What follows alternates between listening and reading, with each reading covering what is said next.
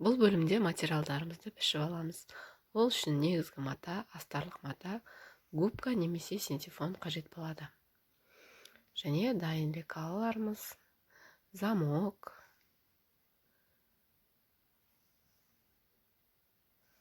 сумка фурнитурасы қажет болады бізге.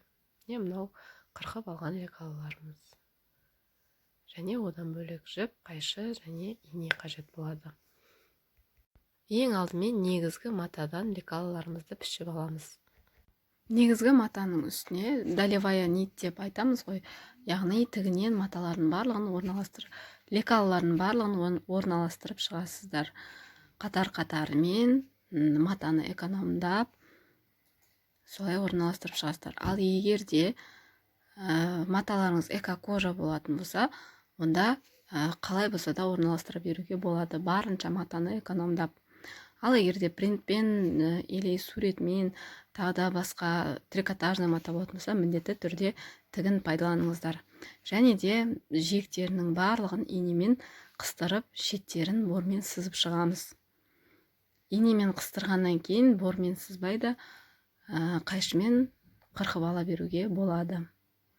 Барлығын реттеп қойып алғаннан кейін барып қырқуды бастаймыз.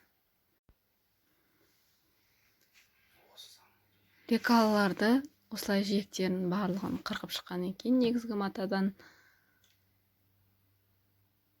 лекаланы алмай үстіне қатармен қойып қоюға болады.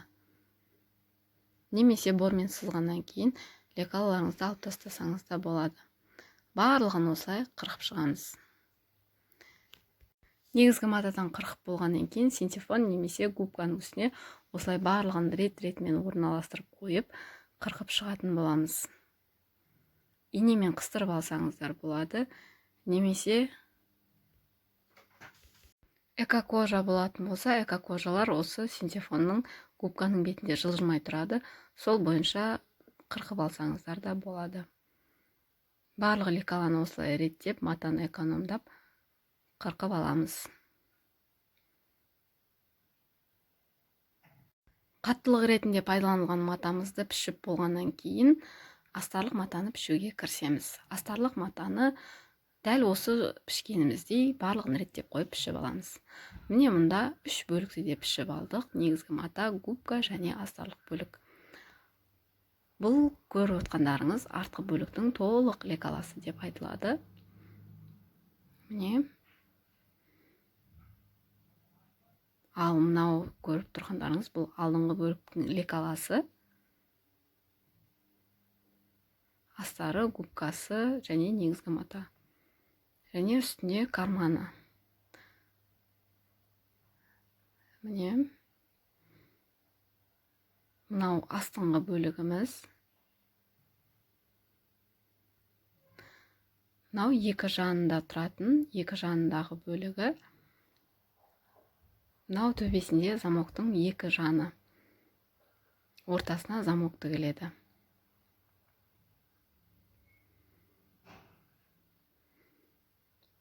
Және мынау кішкентай ғана детальдарымыз бұл карманның екі жанында тұратын кішігірім деталь. Яғни карманның кеңдігіне қосымша ретінде беріледі.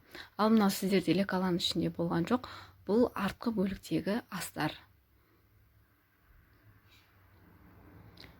23 сантиметр ені, ұзындығы 2 бүктеген кезде 17,5, ал ашқан кезде 35 сантиметр болады.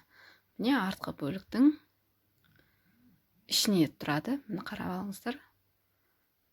Яғни замогымыз тұрады ғой, майда шүйде салатын. Соның жиегіне арналған. Яғни астарлық бөлігі.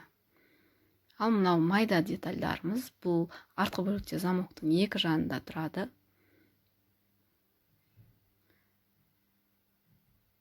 Міне ортасына осылай замок қоямыз да, екі шетіне тігеміз. Ал мынау тұрған артқы баудың төменгі жағында орналасады. Міне осылай тігеміз. Жұмыс барысында қалай тігілетінін көретін боласыздар.